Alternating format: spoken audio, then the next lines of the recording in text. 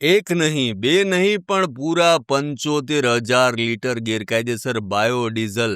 Rajkot range પોલીસની અત્યાર સુધીની સૌથી મોટી રેડ. પેટ્રોલ ડીઝલની અછત વચ્ચે સંગ્રહખોરી અને ભેળસેળ કરનારાઓ સામે રાજકોટ રેન્જના ડીઆઈજી આઈપીએસ નિર્લિપ્ત રાયે લાલાક કરી છે. કડક આદેશ બાદ રાજકોટ રેન્જની ટીમે ગોંડલ અને શાપર વિસ્તારમાં સપાટો બોલાવી દીધો. ચોક્કસ બાતમીના આધારે પોલીસે ગોંડલ ગુંદાળા રોડ પર આવેલ સૂર્યદીપ વેરહાઉસ પર દરોડા પાડ્યા, જ્યાંથી 2 મોટા ટેન્કરમાંથી 45,000 લીટર શંકાસ્પદ જ્વલનશીલ પ્રવાહી મળી આવ્યું. બીજી તરફ શાપરના એક ખુલ્લા પ્લોટમાંથી ત્રીજું ટેન્કર અને 34,000 લીટર કેમિકલ ઝડપાયું. પોલીસે કુલ 3 ટેન્કર, 3 ડ્રાઈવર અને 75,000 લીટર શંકાસ્પદ બાયોડીઝલ સહિત પૂરા 1,69,80,000 રૂપિયાનો મુદ્દામાલ સીઝ કર્યો છે. હાલમાં પ્રવાહીના સેમ્પલ લઈ FSL માટે મોકલી દેવાયા છે અને કાયદેસરની કાર્યવાહી હાથ ધરાઈ છે.